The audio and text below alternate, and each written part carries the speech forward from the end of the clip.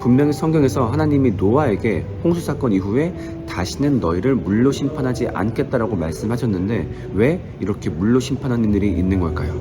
평신도들이 이해할 수 있는 언어로 여기에 대한 답을 한번 해보시기 바랍니다. 3명 중에 제가 생각하는 우승자는 엠마오 연구소.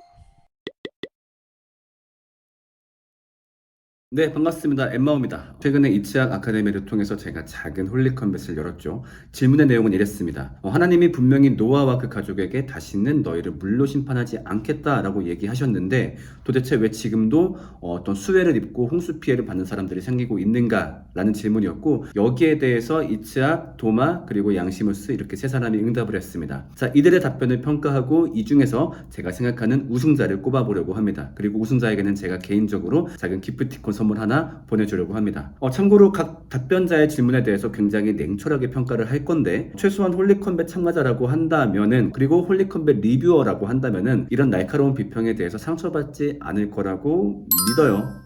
믿는다. 진짜 연락 끊지 마.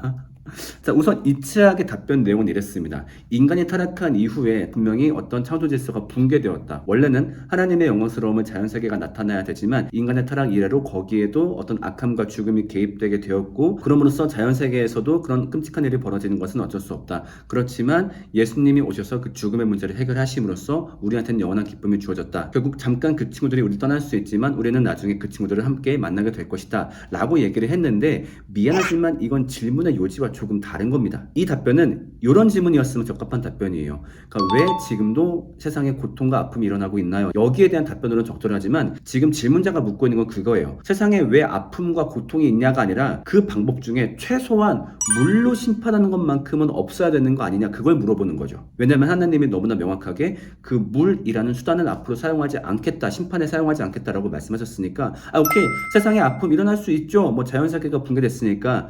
그런데 최소한 하나님이 너무 명확하게 물로 심판하지 않겠다라고 말하지 않았습니까? 그러면 왜 물로 심판하는 일이 벌어지는 것입니까? 때문에 이 물에 대해서 조금 더 집중해야 되는데 지금의 답변은 너무 광범위하게 벌어졌어요. 그래서 자연세계에 어떤 그런 아픔이 발생할 수 있고 예수님의 어떤 죽으심으로 그것이 해결이 되었고 해결될 수 있기 때문에 복음을 전해야 된다. 이거는 좀 지나치게 질문의 의도를 확장 해석한 거라고 생각을 합니다. 자, 그 다음 두 번째, 도마의 답변을 평가해 볼게요.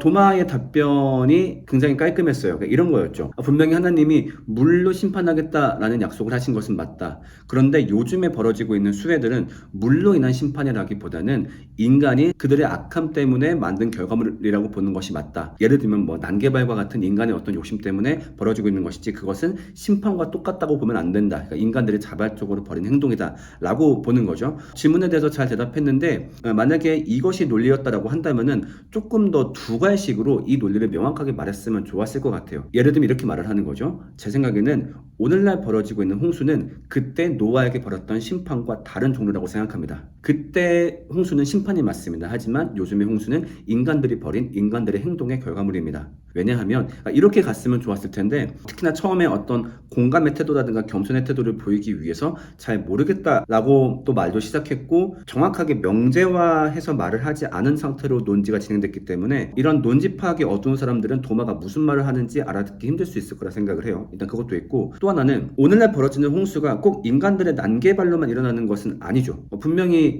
개발이 시작되기 전, 그러니까 뭐 산업혁명 그 이전에도 홍수 피해는 분명히 있었었고, 그렇다면 그런 것도 인간의 어떤 잘못 때문에 일어나는 거라고 볼 수 있느냐. 또 어떤 규모의 홍수는 인간이 아무리 대비하고 정말 조심조심한다 해도 도저히 피해를 막을 수 없는 홍수도 있단 말이죠. 그러면 그 홍수들은 도대체 어떻게 해석할 수 있을 것인가, 여기에 대해서는 답변이 안 된 답변이라고 생각합니다. 그 다음 마지막 양시무스의 답변을 좀 살펴볼게요. 양시무스의 답변은 좀 개인적으로 아쉬웠던 게 논지를 파악하기가 많이 힘들었어요. 왜냐면은 그러니까 양시무스의 논지가 이랬어요. 이걸 국지적인 홍수로 본다면 하나님의 언약은 영원한 언약이 될 수 없다. 그래서 이것은 국지적인 약속으로 받아들인다면 하나님은 거짓말을 한 것이 된다. 오케이, 여기까지는 알겠어요. 그러니까 국지적으로 바라봐서는 안 된다. 노아의 홍수는 전 지구적인 홍수라고 바라봐야 된다. 그렇게 말을 하는 줄 알았는데, 네가 국지적인 홍수로 믿는다면 이걸 마음 아파할 필요 없다. 이렇게 말을 합니다.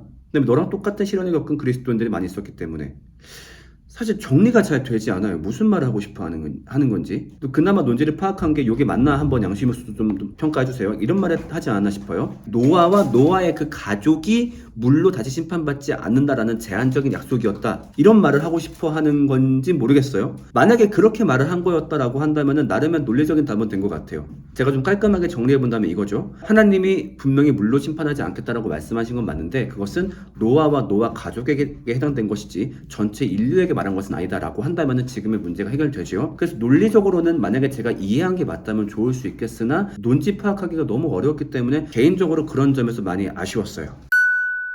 자, 결론적으로 3명 중에 제가 생각하는 우승자는 노래 조금만 다시 정해볼래?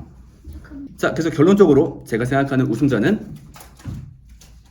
도마입니다. 네, 축하합니다. 제가 기프티콘 보내드릴게요. 안녕!